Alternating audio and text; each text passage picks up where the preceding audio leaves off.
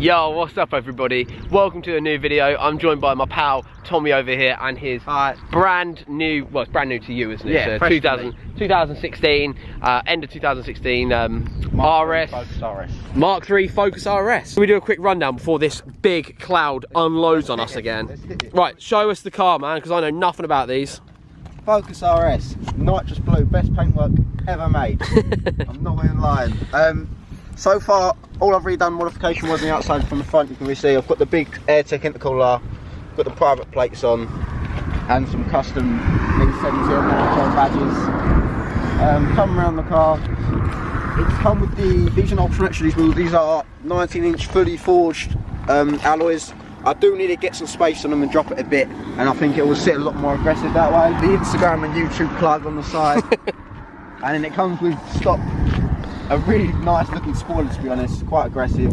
I've done a wipe delete on it, and then obviously just really stock at the moment. Even the exhaust, to be fair, stock does look quite good. Yeah, man. It's not a pea shooter. Not at all. I think, to me, this is like a real butch little car. Like, Ford have managed to kind of almost bring back the Cosworth vibes to me on this. I feel like in 20 years, we'll be looking at this as a proper bit of kit. Yeah. You know, like how we now look at Cosworth's Escorts and like, oh yeah, these are badass. Yeah. I think this could be potentially their next one of them, along with the ones that came bright green. Was it the ones just before these? Yeah. The RS before these? That real chunky. I feel these are a bit more sleek looking than the previous year. I feel like you can probably get away with this without looking as much of a car park Asbo, but I feel like much classier looking, but still super aggressive. And you're right, the paint colour does look wicked. It's almost like the championship white on Hondas. I feel like you kind of have to get this. Yeah, exactly. It's unique colour. Yeah, when you get the RS. Right, Tommy, while the weather's brightened up a little bit, let's have a look under here. Oh, it's a big modern engine with a big plastic cover on it. Yes. Oh.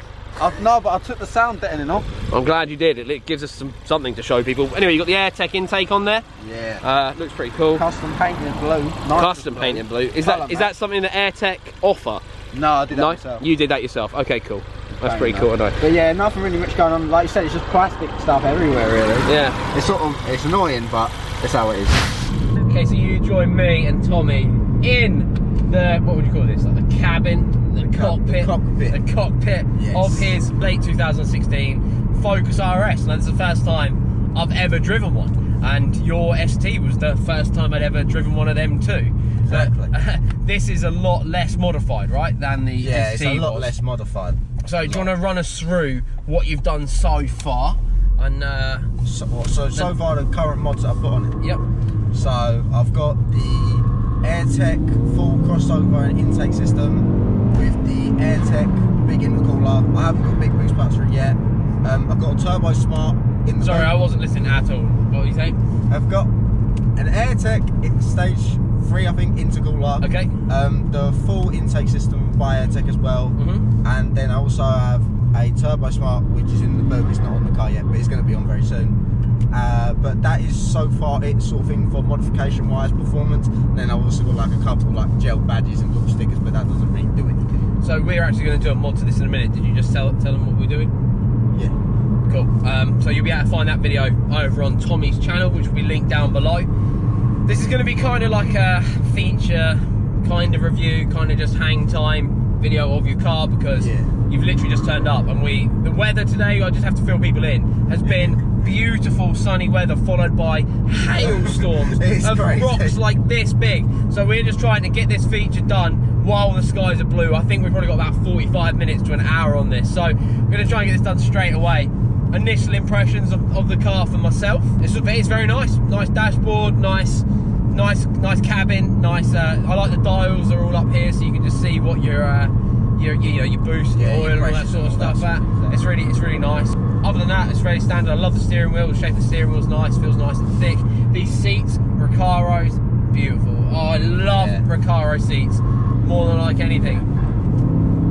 I like how it picks up. So what engine are in these? What are the size of the engine? It's got a 2.3 EcoBoost. Is that the same as the Mustangs? Yeah, so that's when they first came out, obviously the big engine problem, and it was all going to stuff, and it was like, I'm not buying one of these because they get blown up. This one came out after that, and I've actually like got a mate of mine who works at Ford to check there, didn't need a recall and didn't need a recall.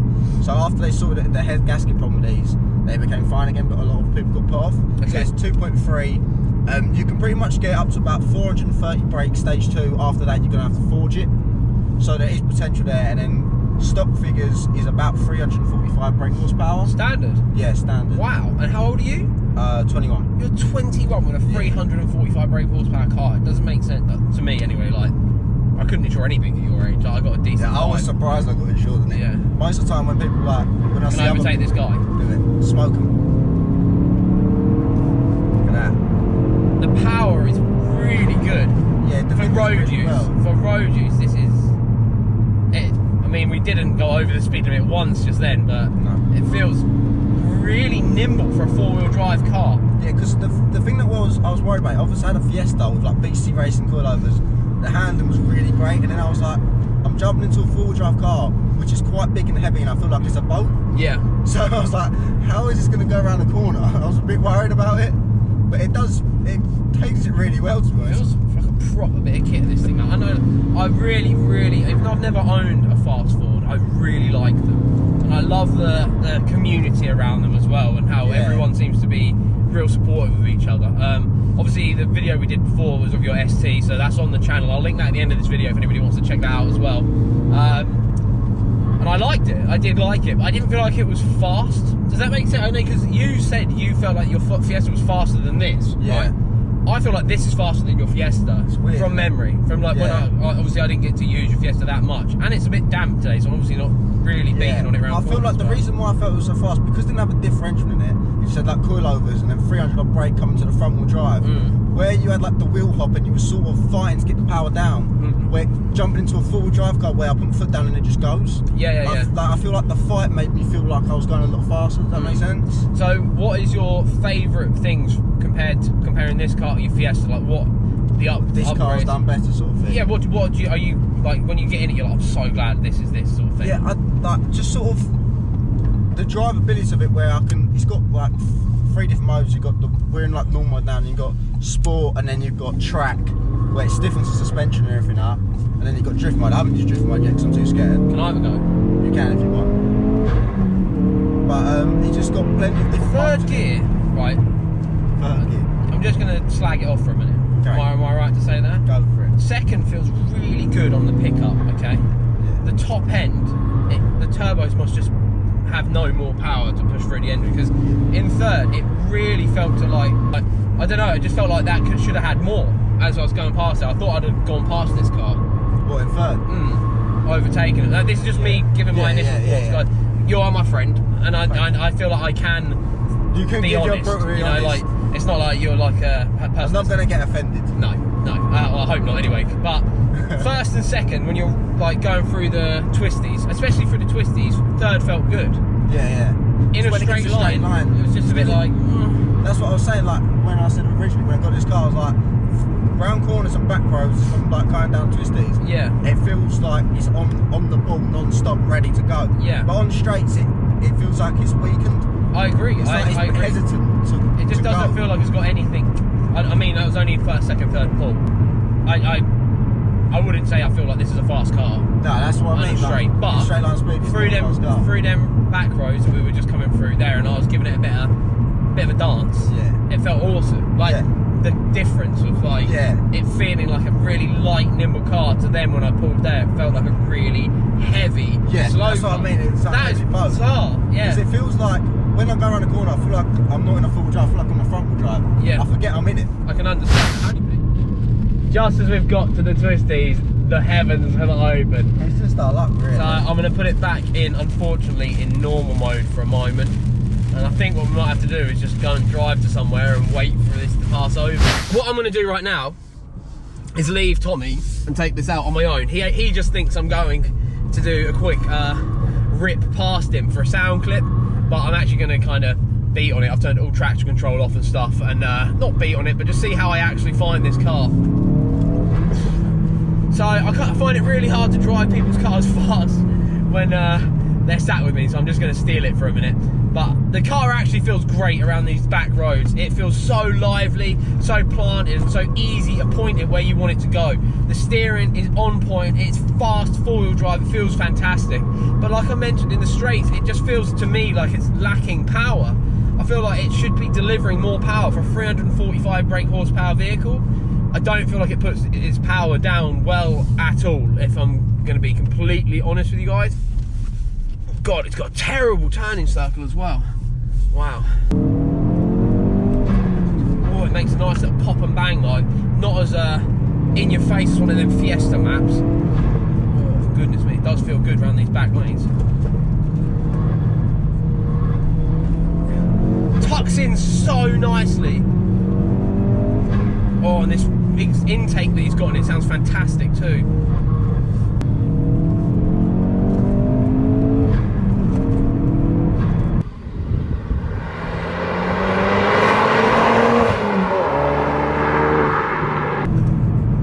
Yeah, it feels really good on the limit around these back lanes. I really, really, really like it.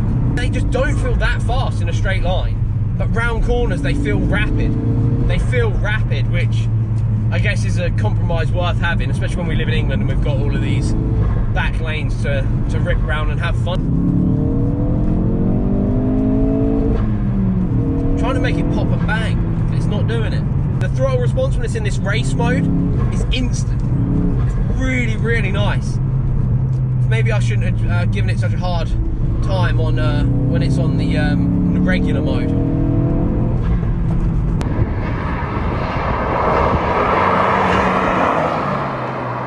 Yeah, it feels great. The brakes are so good. The brakes are so sharp. I love this interior, these seats. Considering the last Ford Focus I drove, I swore I'd never get in another one. Getting in this one, with being an RS model, it's definitely a great step up from the Billy Basic one I drove last time. And I really like it. I do really like it. I just wish it had more power on the straights. I think that's the only thing I can really take from this. I'm trying to make it pop and bang and it's not doing it. All I want is a pop and bang, bang.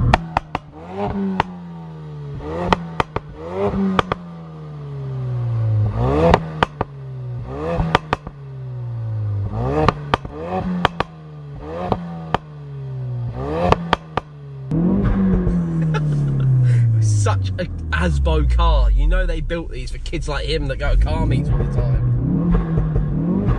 Why would you put this on a car? Why do you need a pop and bang map? Other than to show off to your 14-year-old girls you hang around with. Oh, girls, look at me pop and bang map. A lot of solar panels. Oh yeah, man. Saving the planet, haven't we? Anyway, I'm really grateful Tommy has bought this car down for me to do a quick review on. We're actually hanging out all weekend.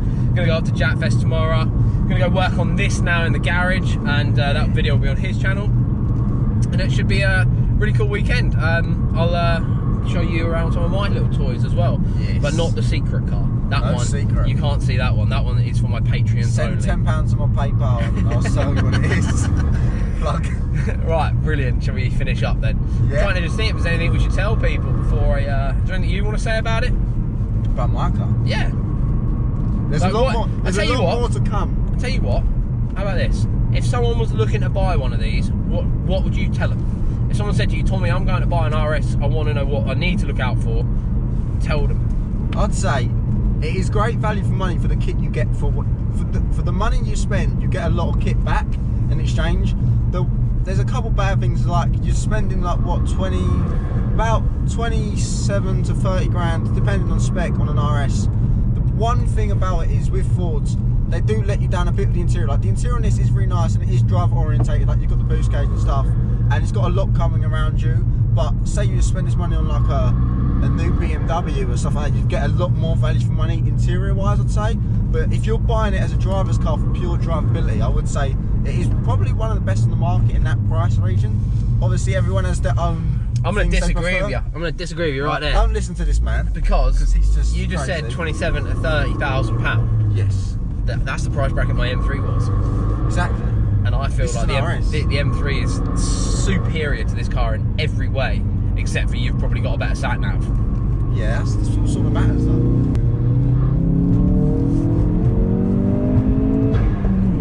does, mate, I'm not gonna lie. I'll tell you what, right, this isn't in the same bracket as the M3, let's not lie, because the M3, well, how much are these new? Like just over 30 grand. Okay, so these are fantastic value for money when you look at them as a newer car. Because the M3, my M3 when it was new was 55,000. Yeah. So like they're a different level. So these are like Type R competitors, aren't they? Yeah, like, it's Type R, the A45. The A45 is better in some aspects, but yeah, I'd say like the new Type Rs and all that sort of cars. the difference for me when you talk about the A45 though and this is that you're getting a top line Ford, whereas you're getting the basic Mercedes. Yeah, in the AMG Does that make sense? category. Like, all right, it's an AMG. It's not a C63 and that. The only other Fords out there, like you got like, obviously the Mustangs and that, but they're sort of there's no higher focus than the RS. Yeah, this is a.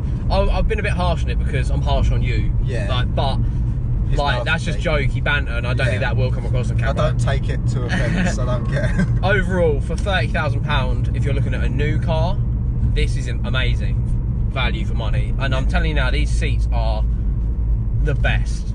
I love Recaro. Anything that puts Recaro in as their choice. It's got a stitching in it, I'll buy it. But overall, I really like it. So I really appreciate you guys tuning in. Make sure you head over to Tommy's channel. We're going to do a couple of videos together this weekend, so you'll see my ugly face on his channel too. And he's on mine, so that's cool. Exactly. Two ugly faces, the price of one. 2 horrible Essex accents and ugly faces. Yes, for the price of one. exactly. Look at that value. I can see all the clicks off right now. But anyway, I really hope you've enjoyed the video. I know I've been a bit harsh on the car, but I've been able to give my real criticisms about it and my real positives about it without it having any. You didn't have to put a fake face on. Exactly. But would I drive one again? Absolutely. I would love to take one of these around a racetrack. I think that'd be where they really come to life around some real corners. And man, I reckon you should take this thing at the Nürburgring, dude, and I am tempted. Not do anything silly while you're there that could jeopardise us YouTubers, please. Because I would really like to be able to go there and be welcome with my camera. I'd like to go back. But I've really enjoyed it. I like the car a lot. I hope you guys enjoyed the video too. And we'll see you again in another video. Peace. Peace. You want to close it out?